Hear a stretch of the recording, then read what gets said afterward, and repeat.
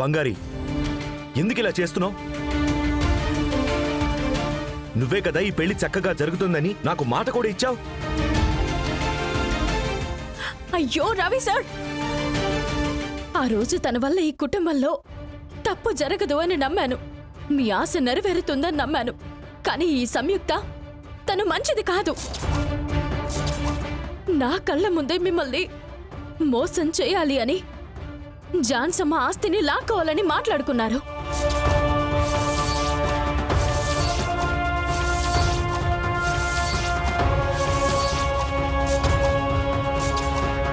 నన్నెలా సహించమంటారు? Please sir, నన్ను నమ్మండి.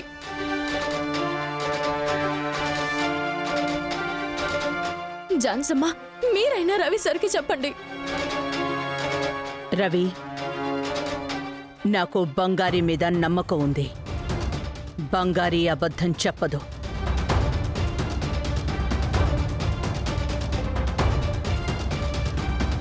ఇక్కడ జరగకూడనిది ఏదో జరుగుతోంది.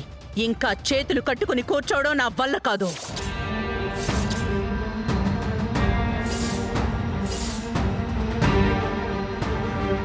నాకు నా మనవడి జీవితం ముఖ్యం, ఈ కుటుంబం ముఖ్యం.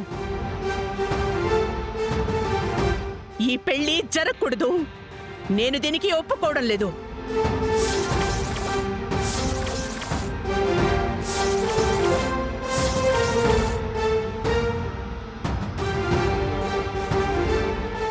సెక్యూరిటీ, ఝాన్సీ అమ్మ, సంయుక్త వాళ్ళ ఫ్యామిలీని బయటికి పంపించండి. ఏంటిది? ఆగండి.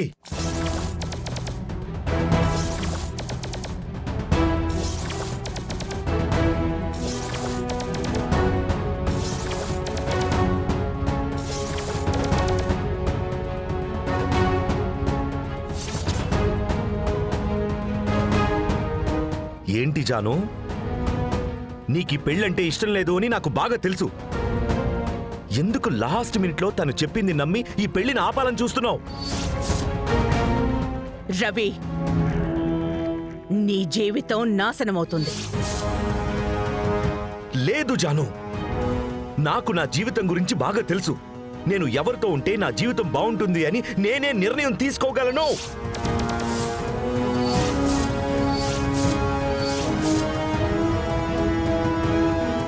నాకు సంయుక్తతోనే పెళ్లి జరగాలి. నేనిప్పుడు ఎవరు చెప్పింది నమ్మటానికి సిద్ధంగా లేను. అలాగా? రవి, ఇంకొక్క నిమిషం ఈ కుటుంబం ఇక్కడ ఉంది అంటే నేనిక్కడుండను.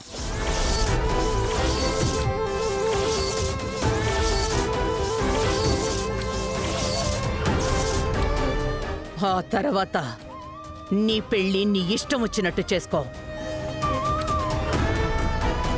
రే రవి, అత్తయ్య ముఖ్యమా లేదంటే ఈ కుటుంబం ముఖ్యమారా నీకు? ఆ కుటుంబం కోసం అత్తయ్య నిర్ణయాన్నే తప్పు అని చెప్తున్నావా? సెక్యూరిటీ, ఆ కుటుంబాన్ని బయటికి ఎంటేయండి. ఆ తర్వాత ఏం చేయాలి అనేది మనం తీరిగ్గా ఆలోచిద్దాం. సరే, వాళ్ళని మీరు బయటికి పంపించండి. కానీ వాళ్ళు బయటికి వెళ్తే మాత్రం నేను కూడా వెళ్ళిపోతాను.